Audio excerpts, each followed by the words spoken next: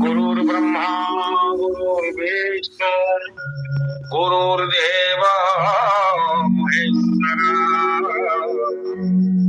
गुरु साक्षात् परम ब्रह्म तस्मै श्री गुरवे नमः। वक्रतुण्डं महाकायं सूर्यकोटि समप्रभं निर्विघ्नं कुरु मे देवं सर्वकार्ये सर्वदा। गौरं करुणावतारं संसार सारं भुजगेन्द्रहारं सदा वसन्तं हृदयारविन्दे भावं भवानी सहिते नमामि।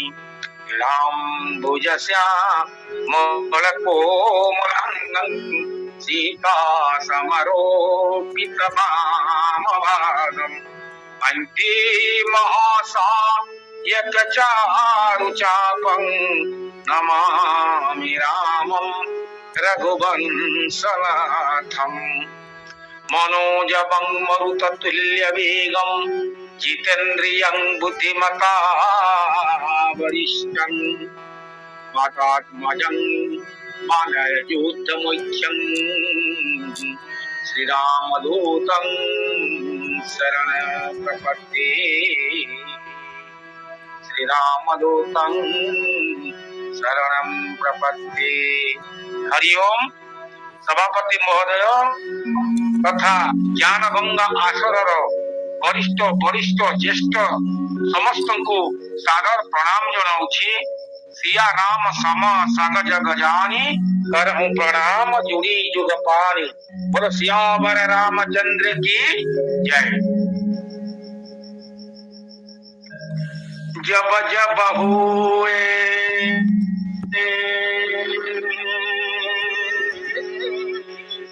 हानि की हानि बढ़त असुर अधम अभिमानी।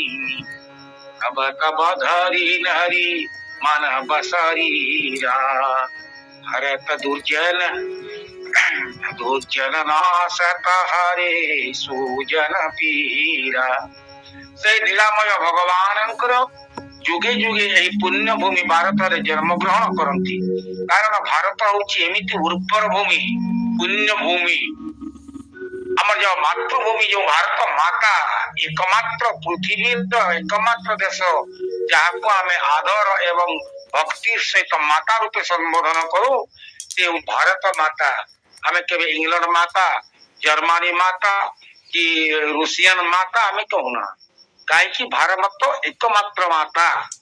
कारण हिमालयं जमाभासं जावत बिंदु सरोवरम तंग देवं निर्मितम देशम हिंदुस्तानं प्रतिष्ठिता।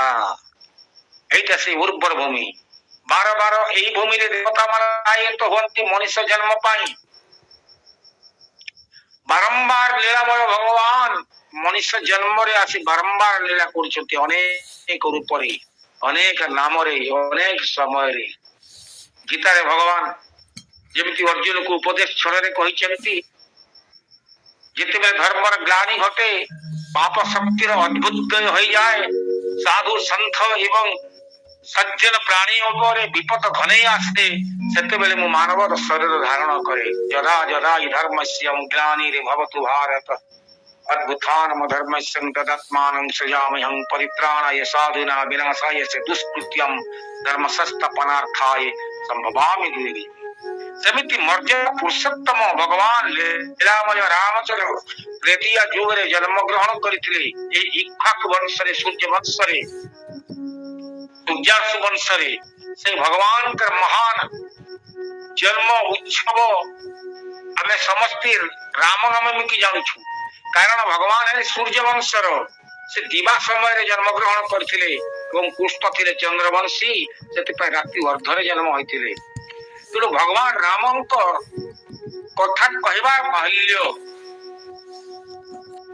सहस्र मुखरे शेष देवता महिमा कीर्तन कर न पारी नेति नेति कहती चतुर्वेद जार महिमा कीर्तन कर असमर्थ से भगवान के लीला कौन जाना मनुष्य मात्र। राम हेले भारतर आत्मा, प्रत्येक स्पंदन राम नाम अच्छी। राम हेले भारतर अस्मिता, भारतर इतिहास। से परम पुरुष राम मानवीय लीला देखई देइछंती प्रकृत मानव मानक चरित्र गठन अंग गुड़िक केमिति हेबो,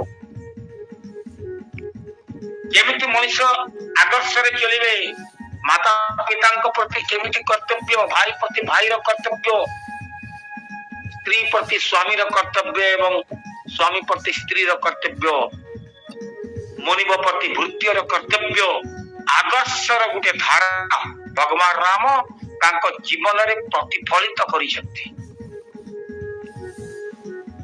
जाको अति सुंदर भाव तुलसीदास रसायनिक भाव में वर्णना करिसेंती रामंक चरित्र को। रामंकर ऐतिहासिक तथ्य वाल्मीकि ऋषिंकर समसामयिक घटना एवं वाल्मीकि जहाँ देखिसेंती ताहा वाल्मीकि रामायण करिसेंती संस्कृत रामायण रे। एवं परवर्ती समय रे तुलसीदास सही राम चरित्र को नहीं भक्ति रे रसायनित करी जनमानस रे प्रत्येक स्पंदन रे जो भक्तिर बा धार्मिक धारा ढाली देइछंती, सेति पई तुलसीदास जुगे जुगे बरण्य। आपण मन आगु जानिथिबे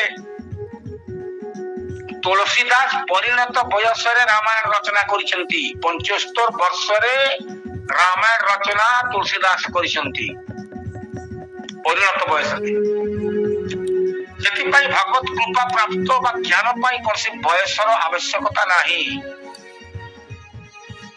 जेकोसी बयस रे जमी तुलसीदास 75 वर्ष रे रामायण लिखिथिले, सेमिति श्रीपद प्रभुपाद स्वामी 70 वर्ष रे अमेरिका को जाई वस्तुवादी सभ्यता उपरे हरिकृष्ण नाम रे एते प्रभाव पकैथिले।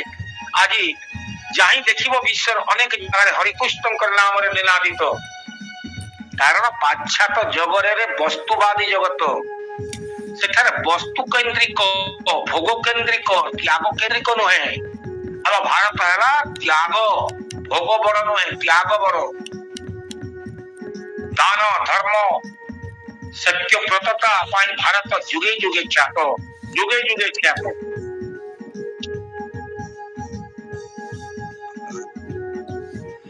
जुगे जुगे ख्यात से महिमा राम असीम गुण, राममय सर्व जगत राम ताको जीवन रे देखै दैछन्ते से आदर्श धारा।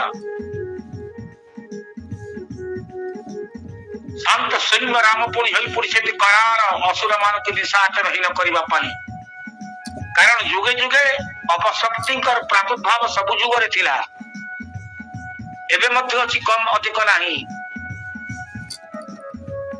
एबे मध्य से आसुरिक प्रकृति समस्त कथार रही प्रवृत्ति आज दुनिया रे अशांतिर कारण सृष्टि करि पाउछि।